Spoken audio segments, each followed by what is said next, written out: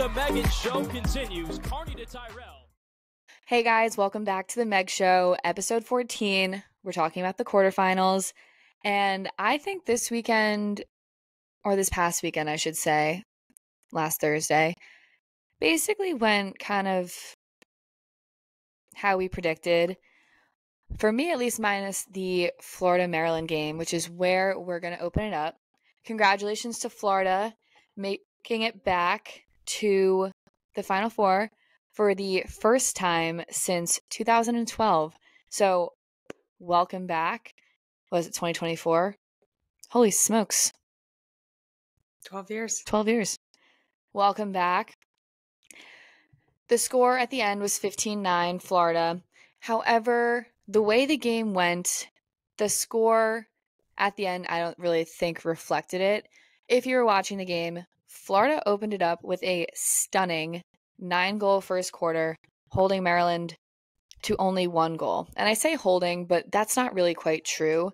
Florida basically had possession of the ball for, I would say, 13 out of the 15 minutes in that first quarter? Yeah, easily. They absolutely dominated across the field, and the opportunities that Maryland did have, they were hitting the pipes or they weren't really finishing. And Florida's defense was all over them. They gave them no space, and you could really see from the opening draw that Florida was on a mission, and Maryland just really couldn't match that energy is what it kind of looked like. So like I said, opened it up, 9-goal first quarter, Maryland won. Not exactly the hole you want to dig for yourself while you're heading into this quarterfinal game. However, there's still a ton of game left to pick that up, but Florida was relentless and just pedal to the metal throughout the rest of the game.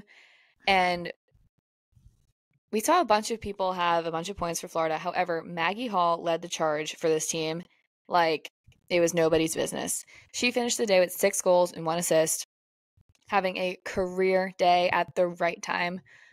And then we had Madison Waters. She had 2 goals. Emily Heller had 2 goals and an assist and was also a menace on the draw. Danielle Pavanelli, 2 goals, 2 assists.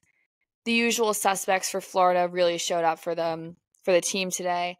And I have to say the Heller twins on the draw, or sisters, twins, on the draw, are a dangerous duo. They are so fast. And I keep saying this about Florida, but they are so fast. And even on Maryland's turf, it kind of feels like you're moving faster. You know what I mean? It's the field hockey AstroTurf, I guess, is what it's called. Mm-hmm. And you feel fast. So fast people already there. It just looked like Florida outworked Maryland that day. And realistically, if you were watching the game, Maryland's defense kind of just didn't have the answers for Florida's offense. Florida was moving the ball quick. They were finishing their shots. Florida really couldn't have asked for a better day. They shot 12 for 24. 15 for 24, which is fantastic. And right now, Florida is 20 for 2. So they lost those 2 opening games in the beginning of the season, so way back in February. And they have not lost a game since.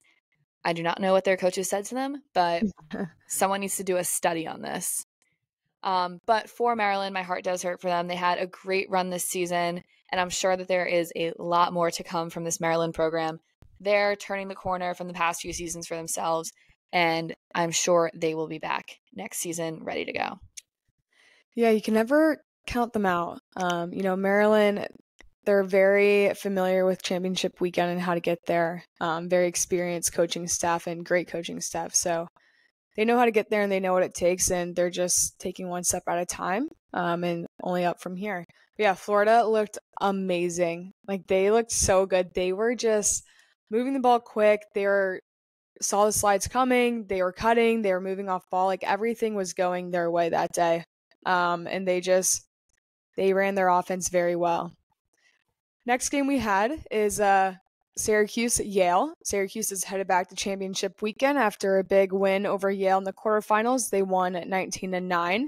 Emma Tyrell had 7 goals and 2 assists. A big day for your sister, Meg. And the Orange never trailed, and they ended up winning 19-9. We had Emma with 7 goals, Olivia Adamson 3, Savannah Schweitzer 3, Emma Ward 3, Nat Smith 2, and Jolie Caramelli, freshman, with 1 goal. So a bunch of different goal scorers we love to see. And they're going to face BC on Friday. But before we get to that, a little recap of the game.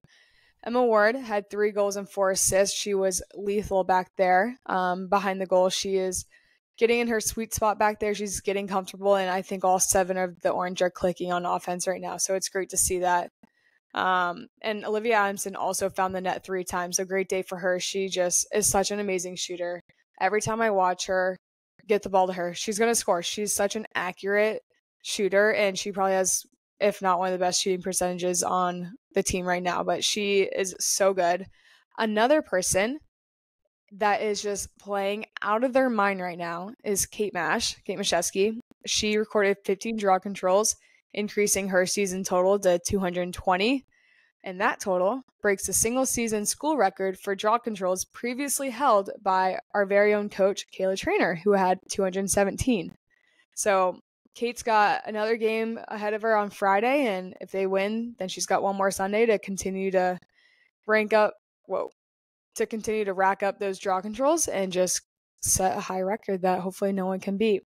But yeah, this second straight championship weekend for Syracuse and 10th overall, so very exciting for them. Yale also had multiple different goal scorers. They had 4.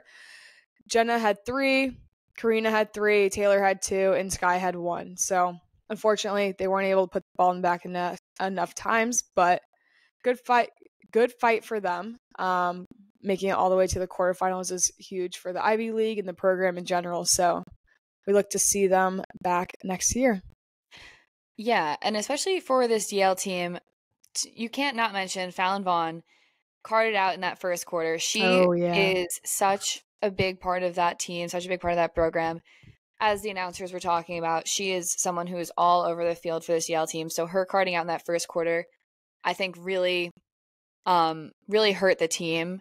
And then also Karina Herrera, I'm pretty sure she's a freshman. So she has played phenomenal for Yale this season, and I have no doubt she'll just get better and better. So make sure to keep an eye out for that name next year. And Jenna had a phenomenal season as well, but I'm excited to see what this Yale team does in the future. The next game that we were keeping our eye on, as we are going in order of the times they were played, BC Michigan. Keeping our eye on as like there was 20 other games. Like there was 20 other games to watch. Nope, BC Michigan was next, literally. BC wins the game 14-9. I don't think that I think similar to Florida, I thought BC kind of dominated this game.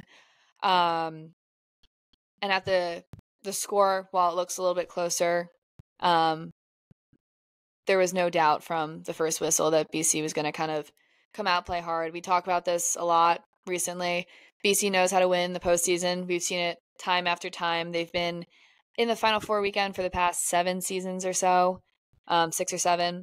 So they were not going to, or this senior class especially, was definitely not going to lose this game before making it to the Final Four. And none other than Rachel Clark led the way with 4 goals. Ever since she transferred to BC, she has just been an impact player from the first game. We're seeing her name a lot. She's playing hot right now, and I'm sure that's just going to continue as it goes into the Final Four. Kayla Martello, another player who is shooting phenomenal right now. She had 3 goals. McKenna Davis had 2. Cassidy Weeks had 2. Belle Smith had 1. Emma Pinto and Andrea Reynolds also had 1. So a very well-balanced day for the offense for BC. But Michigan's stats also looked like that. We had Kaylee Dyer. She had 3 goals. Jill Smith, who scored the game-winning goal against Notre Dame that previous week. She had 2 goals. Annabelle Burke, Ava Klass, Catherine Merrifield, and Julia Schwab all had 1 goal. Unfortunately, it just wasn't enough to keep up with this dominant BC offense. However, Michigan's season is this team, this program, coached under Hannah Nielsen. It is so great to see this team have this season to make it to the quarterfinals for first time in program history, I'm pretty sure. So they will be back, I am positive. But as for BC, congratulations. And they are moving on to the Final Four again. What is this? How many straight? 7. Yeah, 7 straight. That's crazy. Next game we had was Northwestern Penn. This game went just as expected, 20-7. Northwestern won without an issue. We had multiple different goal scorers again for each team. Penn, we had Erica Chung with 3 goals, Anna Brandt with 2, Gracie Smith with 1, Keely Block with 1. Northwestern, Madison Taylor had 5, Erin Corkindall had 4, Lindsay Frank 4, Izzy Skane 4, Dylan Amante 2, and Abby Lacasio 1. Northwestern is heading to its 5th consecutive Final Four appearance. They've been so many times overall, I don't know that exact number. Northwestern had a big second quarter for them in this game. They had 8 goals in the second quarter. And this win also extended their home winning streak to an incredible 45 games dating back to 2020, which Meg and I were looking before we started this. We believe that the last time they lost in their home field or stadium was to us. And ever since then, it seems like they haven't lost at home. 45 games is nuts. That is difficult. Yeah, that is crazy at home. Wow. But yeah, Erin Corkindall had 4 goals, 7 assists. She had 11 points on the day, which is just insane. I think she should also be in the top 5 for the Tour-a-thon. I think her, Madison Taylor, and Izzy should all be in it. But I guess you gotta leave one out. I don't really know. It's a tough decision to make. That's the final 5. How do you choose? How do you choose? To have 3 Northwestern in the final 5. I mean, if that's what you gotta do, do it. But yeah, that's crazy. I'm sure that was a hard decision, but she is playing lights out right now. She's playing some of her best lacrosse, so good for her. She's not phased at all, which is awesome to see. Like I mentioned, they had 6 different goal scorers in the match. 4 Northwestern players scored at least 4 goals, which is crazy. That's like, who do you guard on defense? Who do you slide to? Who's a threat? Because they all are. 14 of their 20 goals came from an assist, which is also great to see. Just sharing the ball. And that just makes it harder for the defense, especially this late into the season. Anyone can score. Anyone's a threat. But yeah, amazing game for Northwestern. Honestly, pretty easy for them, I'd say. So yeah, we'll see how they do against Florida. Yeah, I mean, this game, Northwestern came out and just absolutely dominated. Credit to Penn, though. Anna Brandt has had a fantastic season for Penn. She really has led the charge. She didn't lead the charge with this game. Erica Chung, she had 3 goals. Anna Brandt had 2. But she has been such a huge piece of this offense for this Penn team. So kudos to her. Kudos to Penn for a great season. And it's great. You know, we're seeing all these teams that are hitting milestones for their programs, for their teams. And it's never a better time to be in the lacrosse world than now. Play on Memorial Day weekend. That is exactly what they say. Championship Sunday. Oh, yeah. And Erin Quicknall, 7 assists, get out. I know. Like, someone get on her hands.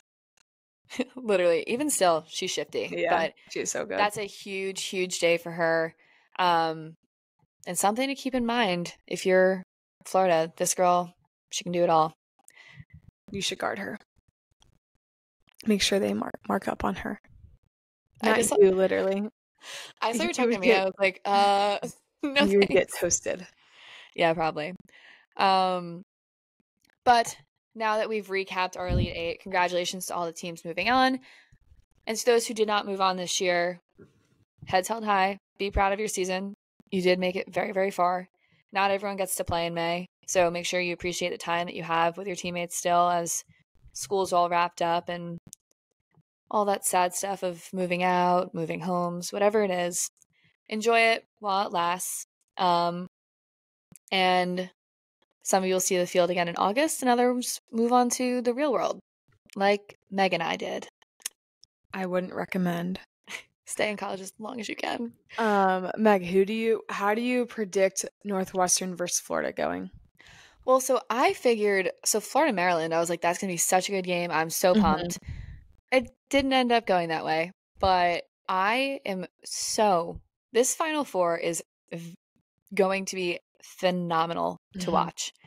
And if you happen to be watching this from the North Carolina region or states nearing, try to get to this Final Four if you are a lacrosse player who is just starting, who's experienced, if you're in high school, even if you're in college, come watch this Final Four. There is so much talent out on this field across all 4 teams. It is going to be, and the coaches, it's just going to be very cool to witness, and there's a lot to learn. So with this Northwestern Florida matchup, I'm interested to see how these two line up against each other. When was the last time these two teams played each other? Actually, I was looking. 20. Oh wait, here we go. Oh, where'd that go? 2014, I'm pretty sure. What did you say, 2013? The last time, okay. What the heck? What the heck? I just had it up. But anyways, while Meg's looking that up, these two teams, the way they match up, you have such a powerful offense in Northwestern, and you've got a gritty defense at Florida. And Florida's goalie is also playing very well right now. She's seeing a lot of shots, and she's moving to them quick. She's got quick hands. So I'm interested to see how that will play out. I don't know if Northwestern's really played a team as aggressive as Florida this year. I'm thinking, I hope it's a close game. I hope Northwestern doesn't blow them out. I would love for Florida to win. But if they don't, I hope at least it's close. I feel like with Florida's offense, how quickly they can move the ball and how quick and slippery they are against Northwestern's pressured out zone, if they play that and not their sunk in one, I feel like Florida will have no issue against that. Yeah. The crazy thing about playoffs and the Final Four is and I guess that's sports in general, but whoever shows up that day is just going to win the game. Mm-hmm. And I really think this is another game that could go either way. But if I was to be forced to make a decision today, I'm saying Northwestern's going to win the game. But for a Florida team who's on a 20-game win streak, so it makes me very indecisive in second. Last time they played was in 2014. Northwestern won 12-11 on May 17th. Florida it leads this matchup 6-4, I believe. Mm-hmm. Let's see here. Yeah, so the last time they played was 2014. They lost in overtime. Florida lost in overtime. Also, the same month, May of 2014, they won 9-8. Then, that same season, in April, they won 13-12. 2013, they lost 3-8. Also in 2013, they won 22-4. That's crazy. How do you win 22-4 and then later that season lose 3-8? Also, 3-8 is so low. What date was that? 3-8?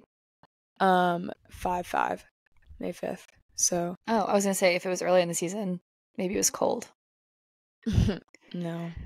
And also, you think about that 2013 season, you couldn't move when the whistle blew. You could hold on to the ball forever. So, obviously a different time then. But all these games, minus those two, these have been tight. So, I'm very excited. It was from 10 years ago, but oh well. The little lax junkie in me is really excited to watch this. Florida leads that matchup 6-4, so I'm also very interested. And then we all know Syracuse versus BC. Another Friday. Exciting matchup. We literally can't catch a break. Can we please play someone else? Just kidding. I want to play them. We gotta win. But yeah, Syracuse hasn't beaten BC since 2021. Also, the last time. Oh wait, no, never mind. So 2021 was COVID season when we played each other twice. And that's the last time we beat them. We lost to them on a Thursday. Meg and I did 14-13. And then 2 days later, we played them again on a Saturday and won 16-7. So COVID, we played each other twice with a day in between. So we lost and then won. And then we haven't beaten them since. So 2022, we lost regular season 15-13. 2023, we lost regular season 17-16 and then lost to them again in the Final Four 8-7. A year later, so this season, we lose to them in the regular season overtime 11-10, and now we're going to play them in the Final Four. So hopefully it's not the same outcome as 2023 where we lost by 1 and then lost by 1 again. Hopefully in 24, we lost by 1 in the regular season OT, and hopefully on Friday we can beat them. Yeah. And I mean, we've been talking about this. I feel like I sound like a broken record with this BC team, but BC in the postseason is a scary team to play. They seem to always kind of peak at the right times. They're coached very, very well under Acacia. And it just seems like Acacia's had all the answers for the past couple of years. She's led this team to 6 consecutive Final Fours. 6 consecutive Final Fours, 7 consecutive Final Fours. And, you know, they've only won 1, but they still get there. And for them, I'm sure they're hungry. But Syracuse they've got to be hungry too. To continuously lose to the same team by 1 goal or 2 goals, it's never a good feeling. Never a good feeling. So this is going to be an absolute battle, I think, out there on the field. I think the way Kate Mash is playing right now is really exciting. She has such quick hands. She's doing so well on the draw. And I just think they got to put together 60 minutes here. They got to play 4 quarters. And that's really that. But that's any team, I guess, ever. You have to play 4 quarters and win, especially when you're this late in the season. But I'm really excited for this matchup too. And fortunately enough, going to be in the presence of it. So wait, that was dumb. I forgot this season. So we lost in OT. Then I forgot we played them in ACCs and we lost 8-15. So let's hope the saying you can't beat a team 3 times, or what is it? It's hard to beat a team 3 times. Let's hope that holds true this weekend. Yeah, it's all 4 of these teams. It is going to be an uphill battle. So, as I mentioned before, make sure you're tuning in if you can't get there, or if you can get there, I really, really encourage going. It's a lot of fun, and you're going to see some fantastic lacrosse. But yeah, definitely. So, Meg, what's your predictions for the weekend? And let's go predictions with score. Well, I know we're both going to say Northwestern, Syracuse, so I'm just going to pull out a wild card, and I'm going to go with Florida. I'm going to go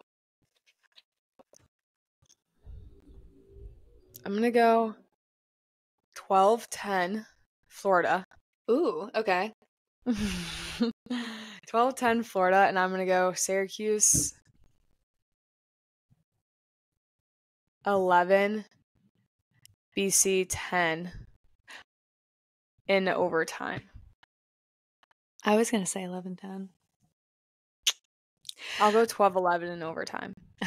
Okay. I'm going to go Northwestern beats Florida, but I think it'll be like 16-13. Mm-hmm. And I think Cuse is going to beat BC. And I think it'll be... Did you say 12-10? I said 12-11. I'm going to go 12-10. Okay. But as we've been before, we could be proved wrong here. So that's the predictions. Make sure you guys tune in. Northwestern plays Florida at the stadium in CARY, North Carolina at 3 p.m. Eastern Time. And Syracuse will be playing BC at the same place at 5:30 p.m. Eastern Time. They should all be on ESPN. So yes, ESPNU. Tune in or be there. And if you're there, come say hi. Yeah, we'll be there. Come say hi. Yeah, let's just look forward to a great weekend of lacrosse, and see who's going to win. Yeah. That's we have one more episode after this, guys. So make sure you're tuning in next week for our final episode of the season. Yes. And then we'll be back next season. Don't you worry. But thank you guys for tuning in to episode 14 of the Meg Show. And we look forward to meeting with you guys next week and talking about our 2024 national champion. How exciting. So, wow, it's flown by. As Meg said, I know the season goes so fast. As Meg said, tune in, be there. Have any questions, let us know. And we will see you guys next week. Bye, guys.